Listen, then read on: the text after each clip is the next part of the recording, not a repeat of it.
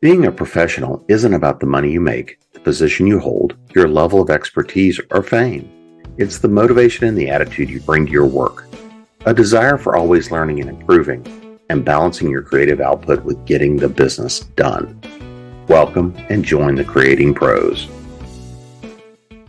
Hi, and welcome back to Creating Pros. I'm your host, Jim Nettles, and this week I'm going to dive into something that's a little bit controversial. Okay, more than a little controversial. And it's one of those things that's been not anything new, but it definitely has been one of those things that has changed a lot, morphed, grown, and become a lot more visible, a lot more impactful over the last few years. And it's this idea of self-censorship. And as creators, as writers, one of the things that we often are doing, looking at and facing is looking at what ideas are we wanting to address in work. You know, if we look at somebody who's creating something on film, something that's creating something in written work, still images, whatever the case may be, music, when we look at all the different mediums that we work in, we see, we touch on, one of the big questions is, what kind of subjects do we address? What kind of characters do we bring to the page? How do we represent them? How do we deal with these images? And one of the things that we see a lot more of these days are the question of, what are creators allowed to do? So as a creator, anytime you bring something new to the page, to the screen, bring a new workout, there's going to be questions about how you did it, what you did, why you did what you did. Now, there's a lot of different arguments around the ideas of self-censorship. You know, can I do something well? Can I represent something well? Versus the idea that, should I be allowed to represent or try to tell that story at all? We hear the ideas of that are often in direct conflict. There are two things that we're always combating, one of which is the idea that I should really only be telling stories of my own voice, my own character, my own experience. At the same time, we also have the other side of the debate, which is telling more rounded stories, telling well-rounded stories, bringing in full life experience, bringing in the completeness of the characters of life. And that's one of those things that we always try to do. And this becomes a challenge because obviously any one person only has their experience. Any one person only has their life, the things that they've done, the things that they've studied. So how then do we look at approaching what matters, what stories, what things we want to tell?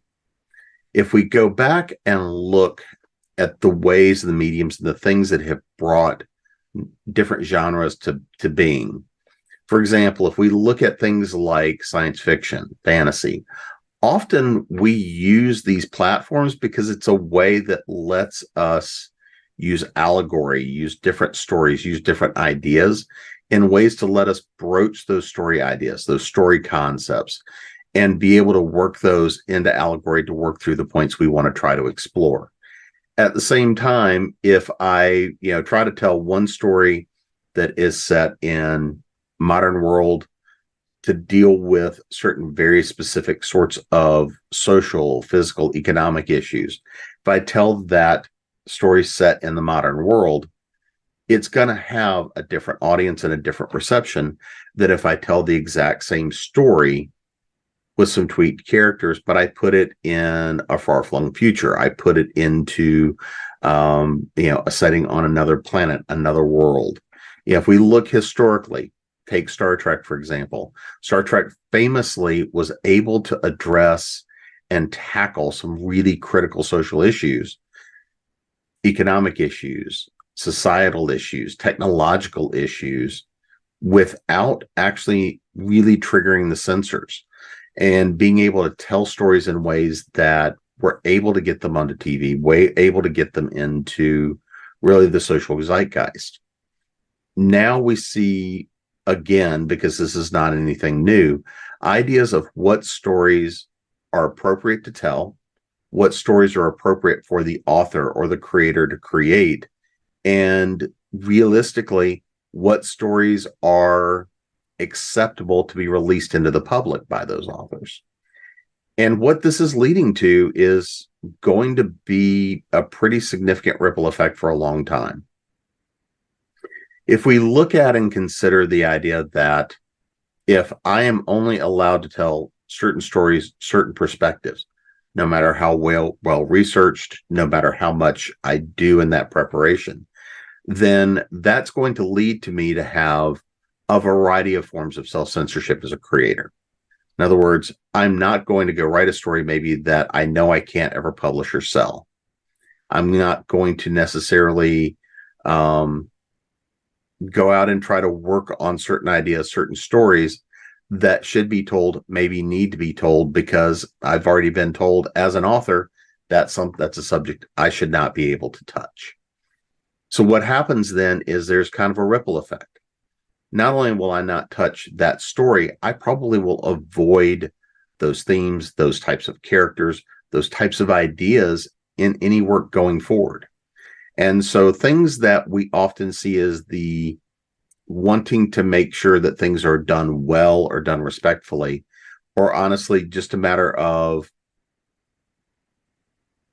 fan bases and people that I often think are meaning well, who are looking at things from the consumer standpoint, that are looking at things from the fan standpoint, are looking and saying, I only want certain people to tell this story. When we do that, then what that means is that those authors, those creators, those filmmakers who have an established audience now can't go and explore those ideas, and probably won't. And so what really ultimately happens is we create echo chambers. We create ideas where only certain kinds of stories are acceptable in certain markets. When we talk about the ideas of normalizing certain things, if we're looking and saying we want to, for a society to explore ideas of things that are not part of the current cultural norm, right? If we look at any of those sorts of things in the past, if we're looking to change the way that society approaches different material, different creators, different subsets, different subcultures, well, the way we get to live in the West, the way we approach the ideas of intellectual freedom, creative freedom, the freedom to discuss ideas, that can only exist as long as we're actually allowed to do those things. Now, there's still a way in the marketplace for these things to be voted on. And that is whether or not people read them, whether or not people buy them. If nobody buys a work, then it really doesn't matter. If nobody reads a work, then it really doesn't matter. If I'm in a position, though, where I have an audience and I have a voice and I want to explore a topic and a subject, no matter what, my human experience is going to always be limited. I can't possibly have experienced every story I would want to tell and explore, because part of the joy, part of the mystery, part of the driver for being an author, for being a creator, is that ability to dive into anything. I'd be able to go into a rabbit hole and start research and all of a sudden find out some interesting fact, interesting idea, and then tell the story in a way that lets me explore that, whether it's historical fact, whether it is exploring a cultural idea, whatever the case may be. I've found myself in stories, things I was working on, going and saying, I'm not necessarily going to explore that idea. There are things that I've gone and have edited back out of stories, not because I didn't think it was an important idea, but because fundamentally how I thought it was going to be received on the readership side. And it was one of those things that potentially was going to have an impact that I did not want to have, whether it was the commercial impact or blowback in terms of certain, nature of ideas. And this is one of those things that becomes problematic. These are things that I made as a conscious decision on that work. I don't think that most of those decisions I've made in terms of self-censorship necessarily were majorly impactful, but I will tell you, there are stories, there are ideas that I have now decided I will not explore because the current environment we're in. I don't think that there's anything productively that I can do. I may write some of the stories and parts of those stories to explore them for myself, but there's a current work I've got going on that I made a decision to pull a story arc out. I decided to pull a particular character out. And I did it because I thought that there would be a potential here for blowback that I didn't want to get. And because I thought that there would be a potential here for a commercial impact. So I'm going to pull that storyline out. I'm going to pull that character out. And likely that is a storyline that I will never publicly explore or publish. And that is a decision that I'm going through and making for my own self. And this is one of those things that we see creators doing more and more of. On the other side of it, from a self-censorship standpoint, when we look at it, I also see creators who are actively going to create things that are going to be controversial, things that are going to create that idea in the zeitgeist. And this is one of those things that the challenge here is not the idea of challenging things that are controversial, because I write about them all the time. It's about the idea of how they get approached to create the controversy. So instead of doing something in service of the story, the characters, the idea you want to explore, we're seeing people go with the opposite approach of self-censorship, going towards, let me find those things that historically I wouldn't have done so that I can create controversy. These, on both ends, I'm not going to say are problematic, because these are the decisions of the creator. But when it's the decision of the creator, that's one thing. The challenge becomes this: when audiences, when fans, when the wider world comes out and they're the ones that dictate what you can or cannot write, what you can or cannot read from either political spectrum, from either political end, this is a problem. Because this is also part of creative freedom. The way that ideas get explored, get developed, and get refined are by allowing them to be told, by allowing them to be told well, and allowing them to be told horribly. Because it's when those things happen, are there implications for the creator? Absolutely. Should there be implications for the creator? Absolutely. But by allowing these ideas to be explored, for allowing us to see when things are told well, when we allow ourselves to read things through the eyes of a creator and look at them from that honest standpoint and allow for that viewpoint to be told, this is one of those things where it brings ideas into our cultural space and allows us to decide what of those ideas will or will not become or stay part of our cultural norms, part of our cultural concepts. And this is where I think we're seeing a lot of challenges today from this idea of what work is allowed to be commercial, what work is being published, what authors are being brought into the marketplace. Because I've seen some really good stories that aren't being allowed to be told. I've seen authors who have written interesting ideas that they wrote the story, but they've now decided they will not release them because culturally, socially, everything else, there's a degree there that says, no, we don't want to see them. I have a big challenge because on Continual, we've done a number of shows around the ideas of banned books, around the idea of banned ideas, censorship, these sorts of ideas. And I have big concerns anytime we start talking about censorship, anytime we start talking about banning books, banning ideas. Now, in terms of allowing, say, libraries to make a decision as to what the age appropriateness might be, or make a determination that certain things might not be appropriate for their given area, their different readership, that's a different decision. But coming out and putting out lists that say, because it's this topic or that topic, because it came from this group or that group, it should not be allowed to be published. That becomes a big problem. If you are coming out because of your own particular worldview and you're saying that this should not be allowed to exist, that's a problem. Now, the other side of this is you can come out and cast your opinion on it, but when we look at things that happen with people that put reviews on books that have not yet been published just to go out and trash them, when we look at people who come out and protest works they haven't read, they haven't delved into, these are also problems, because we should at least be informed when we come to challenge the nature of some of these ideas.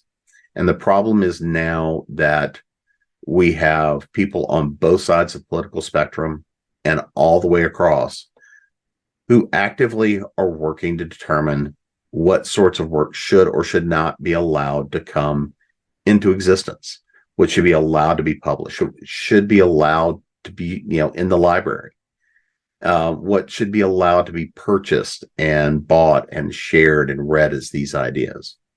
Because one of the biggest problems that we have as authors, we often want to explore those ideas that are challenging for us, that have very specific relevance for us. And when we're looking, because we want to understand these ideas, the nature of these ideas ourselves, well, that means there's a lot of work involved.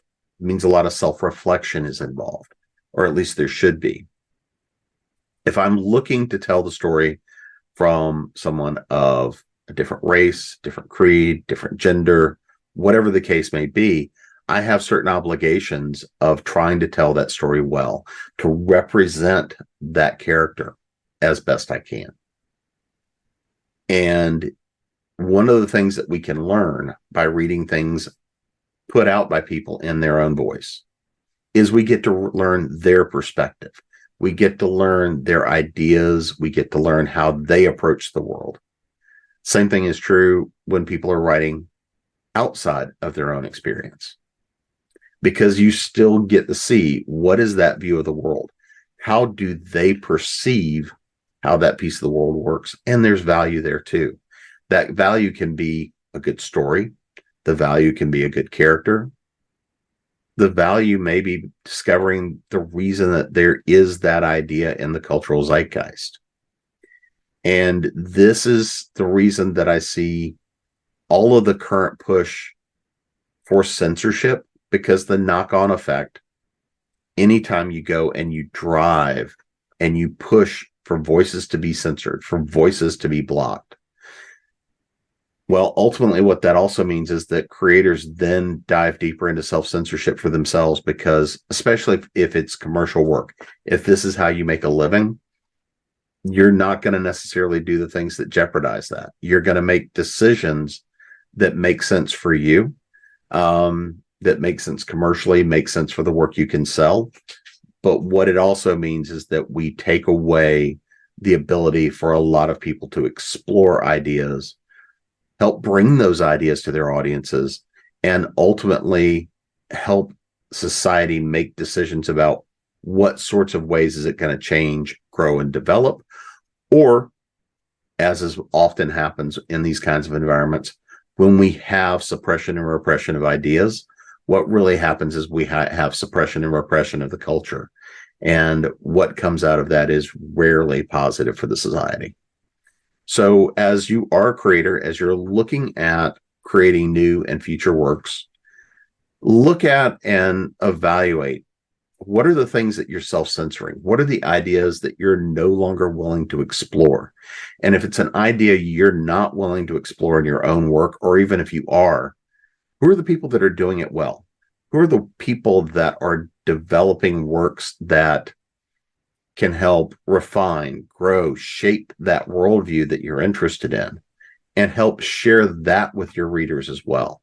So if you find somebody that's doing it well and you're like, this is something I don't want to touch, but I found somebody that told it from a perspective that I found valuable, I enjoyed, whatever the case may be, share that with your people as well. If you find something that you're taking a risk on and you're saying, no, I want or I need to tell this story. And yes, I want to share it with my world, with my readership. You can be honest about that as well. And one of the things that we ask for fans to do is to understand that when you're reading something, you don't have to agree with everything. In fact, we don't want you to. And the characters we reveal, the stories we tell, are not necessarily who we are as authors, who we are as creators. I have a lot of friends. I've written a lot of horror. I have a lot of friends that have written some pretty radically horrific stuff, but that's not the people they are. What it is reflecting the ideas, the fears, all the things in their own heads, the stories that they need to tell so they can process that out. And the value of works that we as creators make that we don't necessarily agree with what's happening in the story. We don't necessarily agree with what's happening in the book, though we may, or we're telling part of our own story that explores those things that are personal challenges, personal belief systems, trying to process through and work through those sorts of things.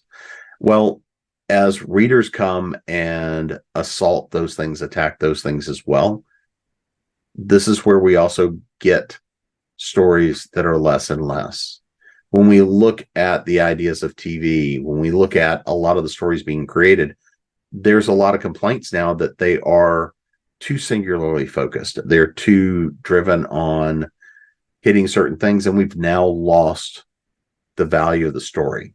We've lost the value of the ideas being explored because the stories are not being done well. And I would argue that frequently what we're seeing is the result of either censorship by the creator or censorship by somebody in that chain that says, no, we won't allow this to come to market. Because of this is where we see the growth in much stronger, much better, and much more diverse indie product, where we're getting to see those ideas because that's where it's able to reach the market. This is where the benefit of indie publication, indie filmmaking, all of this comes to be, because the only people then that control and censor that content are the creators themselves, the people they work with to bring it out to life, and ultimately those people who do or don't watch it, don't read it, whatever the case may be. So I challenge you to go out there and take a look at how you're censoring yourself. Take a look at your own belief systems. Take a look at why you believe what you believe. And take a look, what are the ideas you want to explore, and see who's reflecting your ideas well. And also go look for those things that challenge your ideas, because the only way we grow is by finding those things that make us question ourselves. Until next week, I'm Jim Nettles, and this has been Creating Prose.